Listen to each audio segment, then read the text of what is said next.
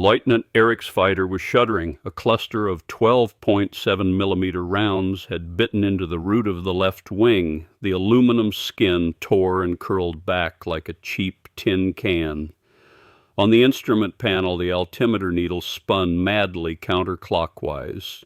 The oil pressure warning light flared, stabbing at his vision, then went dark again under another violent tremor. The engine's roar collapsed into a dying cough. Smoke poured into the cockpit, carrying the acrid, scorched stench of metal and fuel.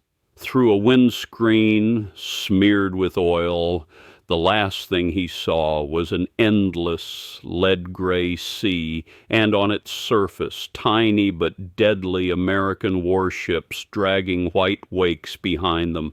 No wingman, no line of land, only the boundless horizon where water and sky swallowed everything. The instinct to live overpowered the futility of trying to nurse this steel coffin any longer. For a moment it even smothered the fear of what came after the parachute opened. He yanked the canopy release. Ice-cold air slammed into him. Unhooked the harness. Roll. Get clear. The sky spun. The sea surged up.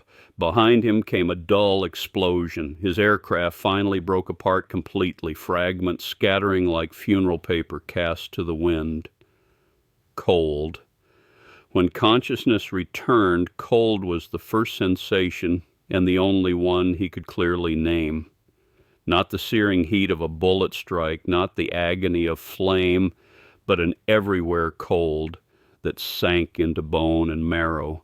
Seawater soaked his flight jacket and boots, dragging at him with dead weight. The life vest kept him afloat, but each swell slapped brine into his mouth and nose. He coughed hard until his lungs burned. He scanned the horizon, only the monotonous rise and fall of water, and in the distance the silhouettes of several American destroyers, now larger and clearer than before. Only then did fear truly clamp around his heart, not an abstract fear of death, but a catalog of specific endings. He could go under when his strength ran out. He could be strafed by circling American aircraft. He could be used by sailors as a moving target. The will to survive began to scream. He needed to signal anything that proved he was alive, and that he was what? Surrendering. The word turned his stomach, but the cold reality was harder than pride. What did he have? His pistol was still in the holster at his hip, but firing into chop at that distance would be pointless and more likely to draw a devastating response. The signal flares had gone down with the aircraft. Then he remembered the metal box, G25A, the IFF transponder mounted beneath the instrument panel. In the chaotic seconds before he bailed out, he had grabbed at anything that looked solid. He had torn the box free along with a length of wire and shoved it into a pocket of his flight jacket. Now, struggling to search while afloat, his fingers finally found the cold, sharp-edged metal. He pulled it out. The box was about the size of a brick. One corner was crushed, likely from the impact of being hit or the crash into the sea. Behind the small glass lens where an indicator lamp should have glowed, the green point that ought to be steady or regularly pulsing was dead. He shook it. Something loose inside rattled with a dry clatter. Nothing. Despair spread. He shook it harder, almost violently, as if he could shake it apart, and then the lamp flickered weakly and irregularly, a dim red mixed with a warped green, lasting less than half a second before dying again. A dying capacitor, a salt water short. He did not know and did not care. That accidental, unreproducible flash was a match struck in the dark. It briefly reignited hope that was close to extinction. He clenched the cold metal block and began to shake it with all the strength he had left toward the American ships. The motion was clumsy and exhausting, and the waves he could not keep it steady. He did not know what message he was trying to send. perhaps only. I'm here, I'm alive, I'm not an immediate threat. The red light spasmed on now and then, the green was rarer. The intervals had no pattern, the durations lengthened and shortened unpredictably. Brightness rose and fell. This was not any signal found in any communications manual. It was the dying language of a broken mechanism, forced into twitching speech by a man shaking it with desperate hands. In the Air Defense Control Center aboard the U.S. destroyer USS Carson, the air was warm with electronics and faintly scented with ozone. Blips tracked steadily across the radar scope, marking returning bomber formations. Sonar reported the nearby water quiet. Lieutenant Howard stood at the consolidated display, having just completed a search assessment for possible German torpedo boats, and concluded there was no threat. His attention was about to shift to the ammunition expenditure sheet when the lookout's voice came through the internal phone, calm but edged. Starboard bearing 170, about 2,000 yards. Intermittent flashing near the surface. Non-standard, not in the recognition book. Possible man in the water, but the light characteristics are unclear. Howard moved at once to the starboard observation port and raised binoculars. The sea heaved in the lenses. It took him long seconds to catch the tiny human shape and the strange point of light in the man's hand appearing and vanishing. The pattern was chaotic, the lengths inconsistent, the color unstable. Not a distress whistle, not a standard flashlight signal, certainly not any known friendly recognition. It matched nothing in his pre-planned checklists. Unknown, low-threat contact. That category jumped into his mind first, but unknown meant risk. It could be one of their own air crew, though the position did not fit the expected route. Or it could be a German pilot, more likely. Then what was the irregular flashing? A crude sign of surrender, a lure, or some new trigger device they had not yet seen. Late in the war, desperate tricks multiplied. Howard's mind snapped into standard procedure. Rule 1, protect the ship and the escorted high-value unit, a light carrier recovering aircraft. Any unverified contact remained a potential threat until proven otherwise. Rule 2, equally important, avoid fratricide, especially against possible friendly personnel. Risk had to be controllable. This target was a single person floating with no sign of heavy weaponry. The signal was weak and disordered. The probability of a direct attack on the ship was assessed as extremely low. On the rules of engagement flowchart, the current node pointed to parallel actions. Attempt communication for identification, maintain surveillance, and prepare for non-lethal handling. Use the standard signal lamp to query, Howard told the signalman, his voice flat. Send, do you require assistance, and state your identity. He turned to the messenger. Notify the captain. Have the deck security detail stand by for a possible recovery. Notify medical to prepare. Tell the gunnery officer the starboard close-in teams are to observe, but no one opens fire without explicit orders from me or the captain. For now, unidentified survivor, low direct threat. The signal lamp began its sharp clicking. A concentrated beam cut through the sea haze and struck the floating figure with short, crisp Morse, clean and disciplined, in brutal contrast to the weak, incoherent flickering coming back. Erich saw the beam break through the mist. It was too bright, too regular. He did not know Morse. He did not know the American lamp protocols.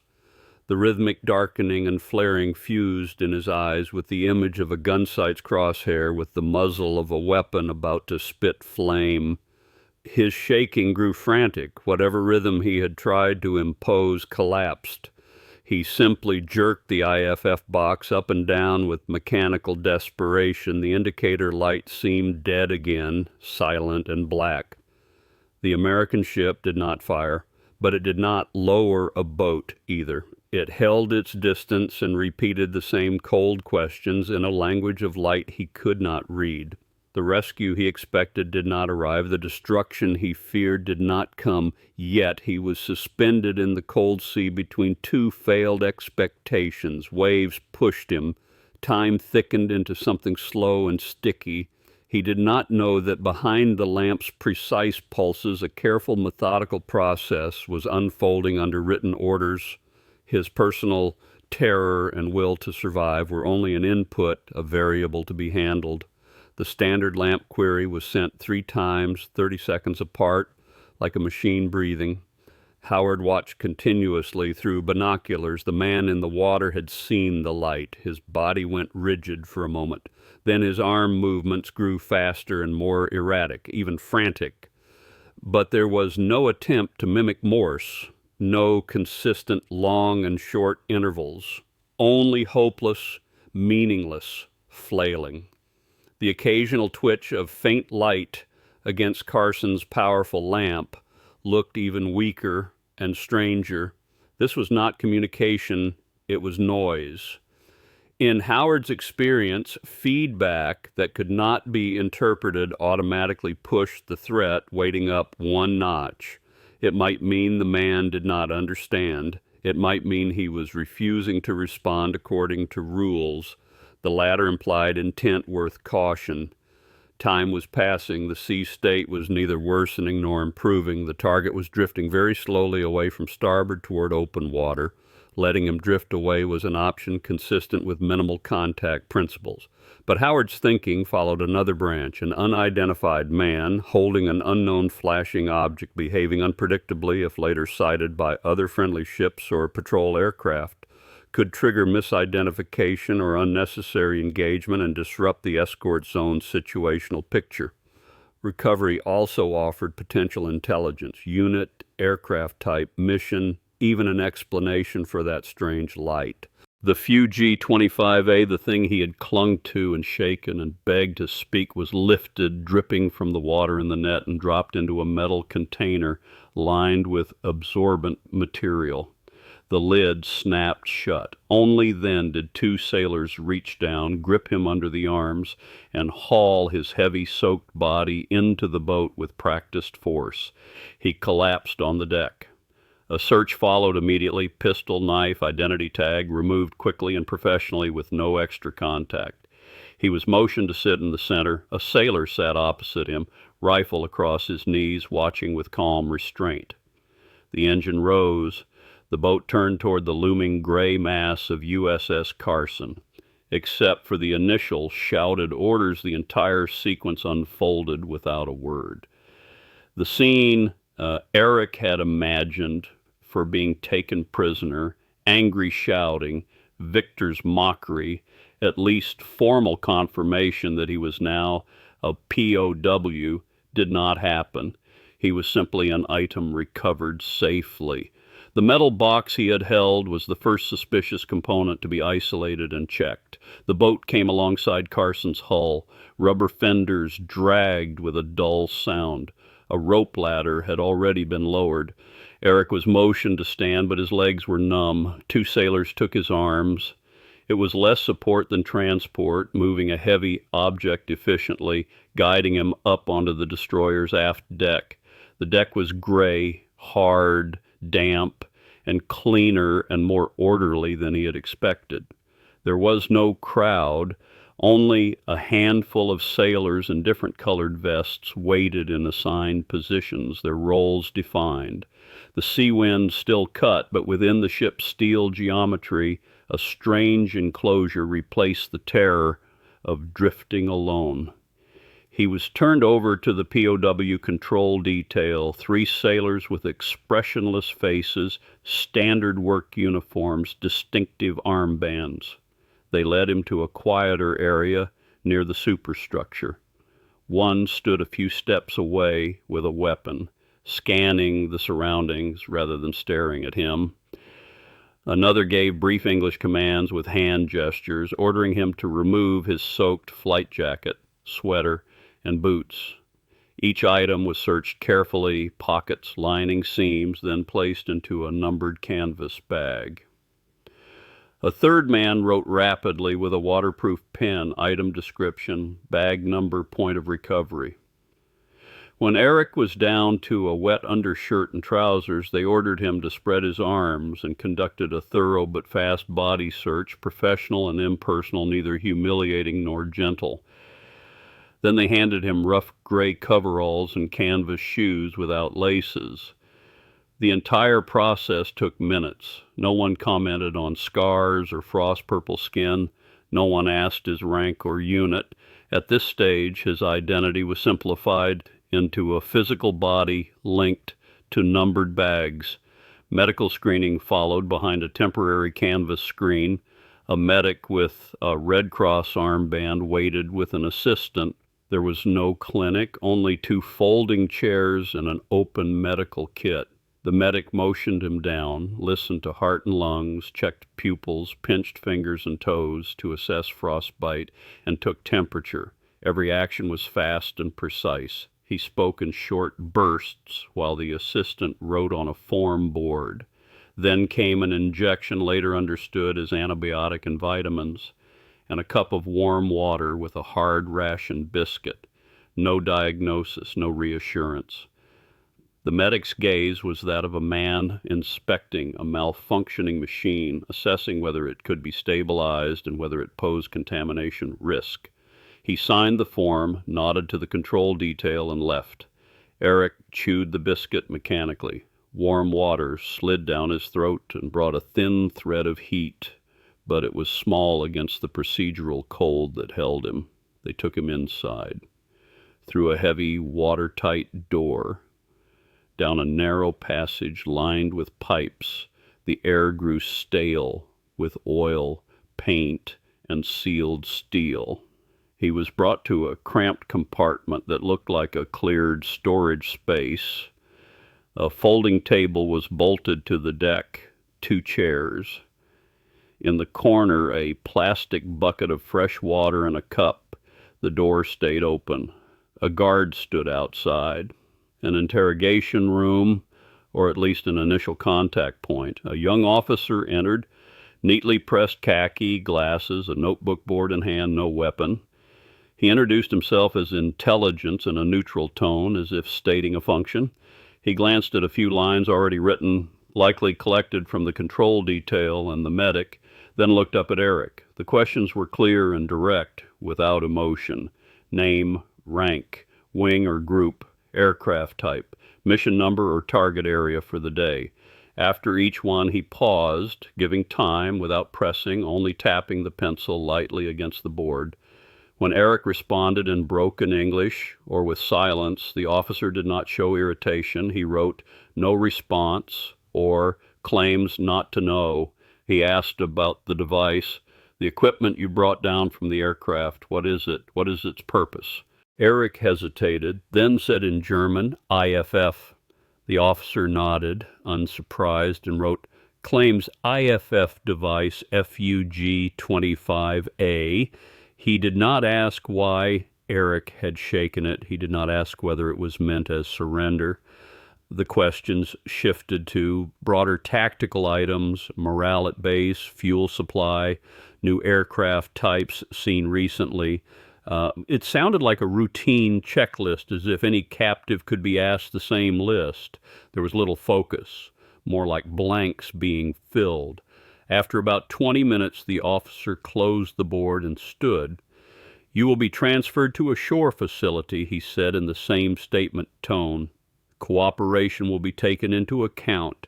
He nodded once and left. No threats, no promises, no contest of wits. Not even an attempt to crack Erich's obvious silence. It felt less like interrogation than registration.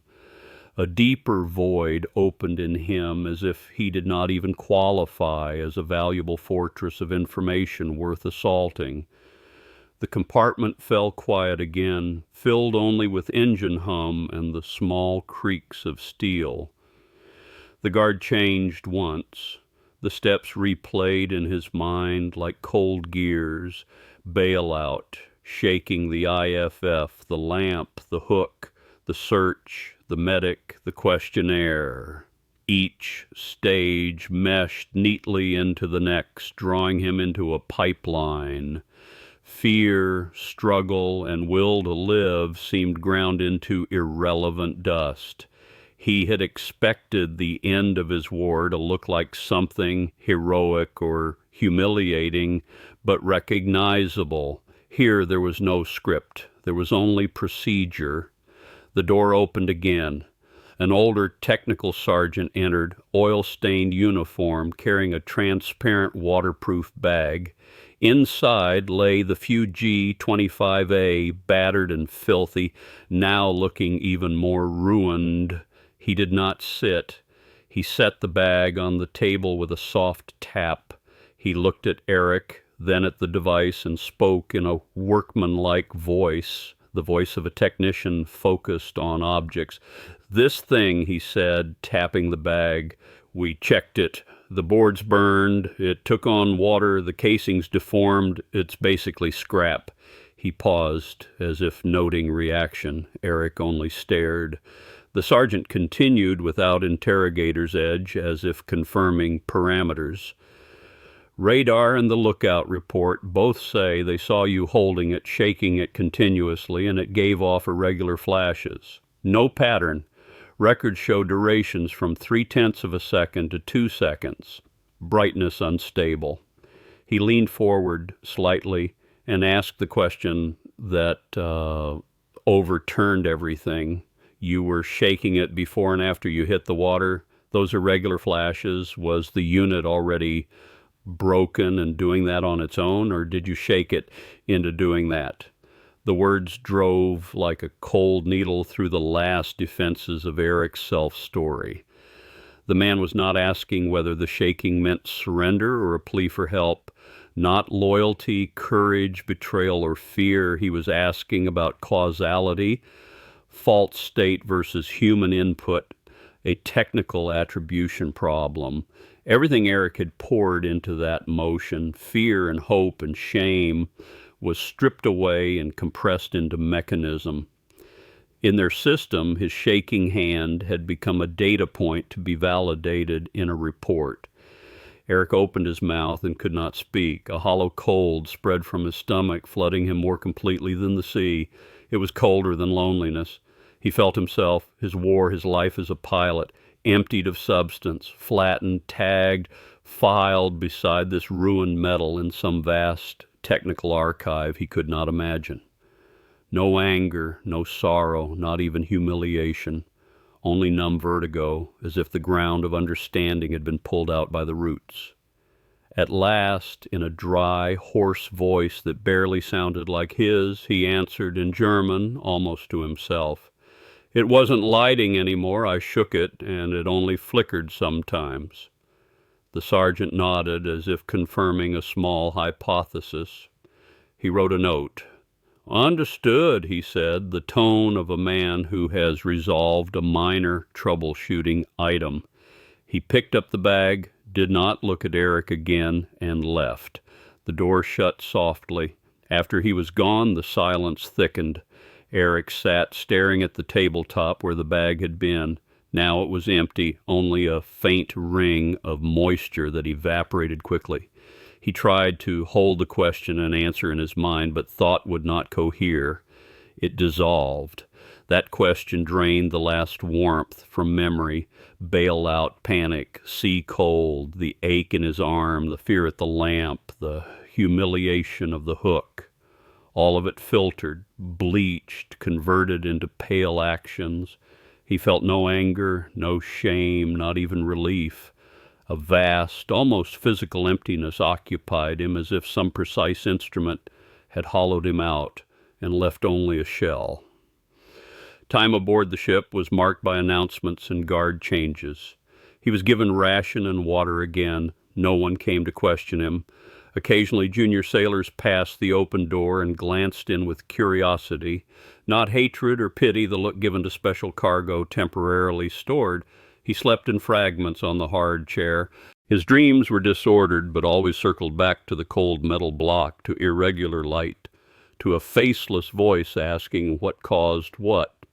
He woke to the same light, the same engine sound, the same emptiness. In a small office beside the Combat Information Center, paperwork closed the loop. The technical sergeant submitted an inspection note attached to the prisoner's initial information form. In calm technical language, it described the item as a German Fu-G25 AIFF transponder, serial number partially worn, physical inspection showing severe casing deformation, multiple burn marks on the circuit board, and seawater corrosion. Power on test failed. Because the damage state was severe and witness reports described the flashing as irregular and synchronized with the survivor's shaking, the note concluded that the non-standard light was a random effect produced by a damaged unit under external agitation. It indicated no special tactical intent and no novel technical feature. The conclusion was simple: no intelligence value beyond identification. File and archive. The navigator, drawing on reports from the recovery team, POW control detail, medical and intelligence officer, added a standard entry to the ship's log, executed Alpha 7 procedure, recovered 1 German Luftwaffe personnel at recorded coordinates, data redacted, status alive, no major injuries, completed standard handling process. Seized 1 damaged electronic device. See attached report. Personnel prepared for transfer. A timestamp and the responsible officer's initials followed. Later, the same entry would be rolled into a larger fleet action report, 1 line among countless routine events that described weather, course changes, radar contacts, aircraft recovery cycles, and ammunition usage, with the same measured tone. 2 days later, USS Carson rendezvoused with an escort group returning to a British port. On a foggy morning, Erich was taken from the small compartment. Procedure started again. Identity verification, using the photograph on the tag already taken, receipt and handover completed by an American transfer officer without requiring his signature. He was turned over to 2 military police from a shore unit. The transfer was quiet and efficient. He was taken aboard a transport craft and carried away. He looked back once at the destroyer's huge gray body as it slowly altered course. Smoke rose steadily from the stack. Sailors moved on deck, small and busy, as if nothing of note had happened. The ship and the system that had processed him had already turned to the next task. He understood then, in a way that was almost physical, that nothing on that ship depended on his story. The escort screen had its lanes to hold, its radios to answer, its aircraft to recover, its logs to complete. His fear in the water, his improvised shaking signal, even his capture, had already been reduced to coordinates and checkboxes. The machinery of war moved on without needing him to believe in it. Once ashore came a longer version of the same process: truck transport, arrival at a large temporary camp, lines, registration, assignment of a POW number tag and basic supplies, another medical check and delousing, allocation to a crowded barracks and a narrow bed. Around him were thousands of men like himself in gray clothing with blank faces, languages mixed but all carrying the same exhaustion and resignation. Here he regained a kind of identity, a number, a barracks sector resident. But it was collective and managerial, not personal, a unit inside a system. For the first nights he could not sleep. He stared at the underside of the bunk above and replayed every detail from the moment he was hit to the technical sergeant's question. He tried to find meaning, to locate himself in the war's final accounting. He had been a pilot, a skilled operator, an inheritor of a knightly tradition, however thin it had become. He had been a soldier of the Reich, taught that the end would be victory or sacrifice. But on the sea, before that procedure, every label failed. They did not handle him as a warrior, not even fully as a prisoner. They handled him and the ruined device as a condition, something to identify, assess, control, and archive. His will to live, his shaking hand were just observable parameters, perhaps less important than current or visibility. He thought of comrades who died in flames with their aircraft or were shot under parachutes. Their endings were at least clear, bearing tragic weight. He had survived, but the survival felt weightless. His war had not ended with a heroic period. It had not ended with a brand of shame. It ended with a successful handling evolution. His personal narrative, who he was and why he fought, had been quietly dismantled, absorbed, simplified, erased inside USS Carson's precise, cold, emotionless process, disappearing into an administrative record with a technical appendix. Months later, the war ended. The camp's atmosphere shifted overnight, hopeful whispers rising, then longer waiting and uncertainty. Erich and the other prisoners did simple labor, learned a little English, counted time by seasons and transfers between camps. Sometimes he thought of the IFF box and the way the technical sergeant had pointed at it through the waterproof bag. It became the emblem of his war. Not a medal, not a scar, a wrecked device whose last value was to validate a technical report. His fear and choices, his desperate motion in the water had been compressed into a footnote. Years later, Erich returned to civilian life. He found work with machines. He married. He had a family. He rarely spoke about the war. If asked, he would say only that he had been a pilot and later a prisoner. He never told the full story of that day at sea, not because the trauma was too heavy to voice, but because the core of it resisted the usual language of war stories. It lacked heroism. It lacked the tragedy of victimhood. It lacked clear confrontation and conflict. At its heart, it had been a calm, efficient handling process, sometimes late at night, repairing a malfunctioning appliance, tools and parts in his hands. That cold voice would rise without warning. Was it broken on its own, or did you shake it into doing that? He would stop and feel the familiar faint vertigo. It was not about a particular pain. It was about a total replacement of understanding. The world he had believed in, war, honor, personal agency, had been revealed in that question as something that could be recompiled and overwritten by another system, one built on procedure, risk management, and technical attribution. His survival had not been resistance to that system. It had been proof that it worked.